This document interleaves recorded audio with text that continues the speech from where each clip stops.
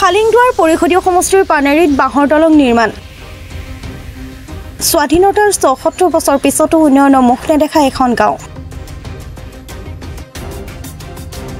প্ৰায় ৩০টাতকৈ অধিক পৰিয়ালে বছৰ বছৰ ধৰি বাস কৰি আহিছে ৩ নং পানেৰীৰ বাঙালীপৰা গাঁৱত।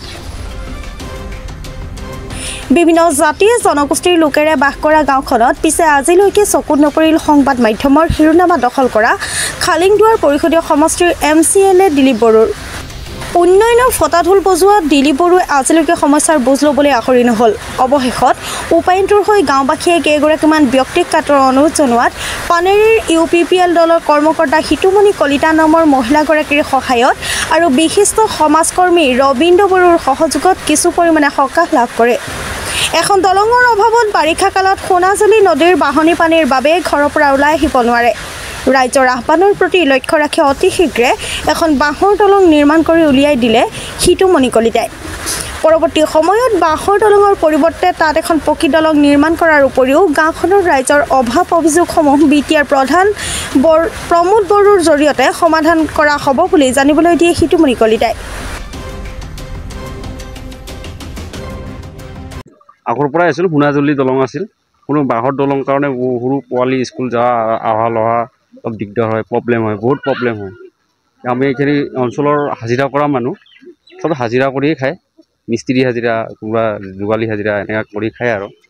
প্ৰথমতে আমি ছাৰক জনাইছিলোঁ এইটো দলংটো হ'ব লাগে, গৰীব ঘৰৰ মানুহ আছে, 20-30 ঘৰ মানুহ আছে এইখিনি অঞ্চলৰ ভিতৰত, সেইটো ক'ব কাৰণে বিচাৰিছিলোঁ, ধন্যবাদ জনাইছোঁ আৰু। এইটো আমাৰ প্ৰমোদ ছাৰক জনাইছোঁ। দলংটো আমাৰ এই বাইদেউ বনাইছিল, দিছপুৰৰ বনাই দিছিল যে যোৱা বছৰ ঋতুমণি বাইদেউ, তেওঁ বনাই দি আছে। মানে ইয়াতে বেমাৰী বহুত, চবেই দুখীয়া, আমাৰ স্বামী হাজবেণ্ডটো বেমাৰী খুব। দলংটো হোৱাৰ পিছত ভালেই হৈছে, ভালেই পাইছোঁ, খুব ধন্যবাদ, ভাল পাইছোঁ। বেমাৰী কষ্ট পাই আছে বহুত দিন হ'ল, আজিৰ পৰা দলংটো হৈছে, মই ভালেই পাইছোঁ। বাৰ ঠিক কৰিছোঁ আমি, পইচা উঠাই এতিয়া আমাৰ ক্ষমতা নাই, আমি চবেই দুখীয়া ইয়াৰ মানুহ। 50 বছৰ হৈ গ'ল, এতিয়া মানুহ নেদে, এতিয়া আপোনালোকে এইখিনি কৰিছে, বহুত ধন্যবাদ। আমি বহুত অসুবিধাত আজি 2 বছৰৰ পৰাই বাইদেউ হিতুমণি কলিতা বাইদেউৰ লগত লাগি আছোঁ। আজি আমাৰ দলংখনৰ কাৰণে আমাৰ ল'ৰা ছোৱালীৰ কষ্ট, তাৰপাছত আমাৰ গোটেই 15-20 ঘৰ মানুহ আছে, কিন্তু কোনো আগবাঢ়ি অহা নাই। আমি অকণমান আগবাঢ়ি বাইদেউৰ কাৰণে পাৰিছোঁ, বাইদেউক সেইকাৰণে আমাৰ ফালৰ পৰা আশীৰ্বাদো কৰিছোঁ বাৰু, ধন্যবাদো দিছোঁ চবে। আৰু BTCৰ প্ৰধান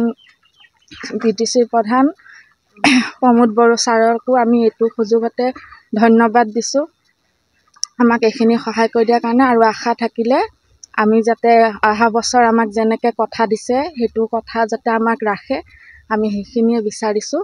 দলংখনৰ কাৰণে আমি চিনি পাইছোঁ বাৰু, বাইদেউক দিছপুৰৰ দলংখন বনাইছে, আৰু সেইটো কাৰণে আমি বাইদেউক লগ ধৰিলোঁ। ইমান বছৰ স্বাধীন হোৱাৰ পৰা কোনো একো সুবিধা পোৱাই নাছিলোঁ, আমি সেইটো কাৰণে আজি বাইদেউৰ নেতৃত্বত বাইদেৱে আমাক এইখিনি সহায় কৰিছে, আৰু আমাৰ যাতে এইখিনি সহায় হয়। দলংখন সোণাজুলি নদীৰ পাৰত আছে দলংখন, এইখন দলঙে আমাক বহুত অসুবিধা দি আহিছে, গোটেই হাজিৰা কৰি খোৱা মানুহ, কিন্তু আমি এইখিনি সুবিধা পাইছোঁ। আৰু আগন্তুক সময়ত যাতে ছাৰহঁতেও গোটেইখিনি, বাইদেউকো আমাৰ আশা থাকিলে বাইদেউ যাতে আমাৰ এইখিনি কাম কৰি যায়, আমি সেইখিনিয়ে আশা ৰাখিছোঁ, আমাৰ যাতে পূৰা হয় কামখিনি।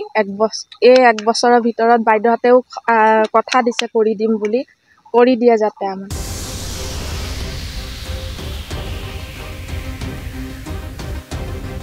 ওদালগুৰিৰ পৰা চিন্মলিকা ৰিপৰ্ট, প্ৰাতঃ টাইম ডিজিটেল।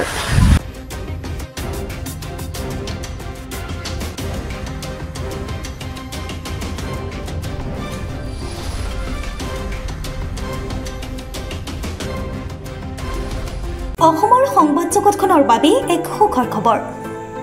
আপোচবিহীন ৰাইজৰ কণ্ঠ সাপ্তাহিক কবচ পুনৰ এবাৰ অসমৰ ৰাইজৰ মাজলৈ। স্বত্বাধিকাৰী প্ৰণীতা কলিতাৰ দ্বাৰা প্ৰকাশিত আৰু আপোচবিহীন একাংশ নপুৰণি অভিজ্ঞতাপুষ্ট সাংবাদিকৰ দ্বাৰা প্ৰচাৰিত তথা eco printing press, Guwahati Katabari গড়চুকত মুদ্ৰিত সাপ্তাহিক কবচ এতিয়া অসমৰ বিভিন্ন প্ৰান্তত উপলব্ধ। আমাৰ ঠিকনা মুখ্য কাৰ্যালয় অসম ফৰেষ্ট স্কুল, হৰি মন্দিৰ পথ, গুৱাহাটী। আৰু উপ কাৰ্যালয় Kalita market Bijoynagar Kamrup Assam mobile number হৈছে 9435114666 70024728813 আমাৰ ইমেইল আইডি হৈছে kobos2025@gmail.com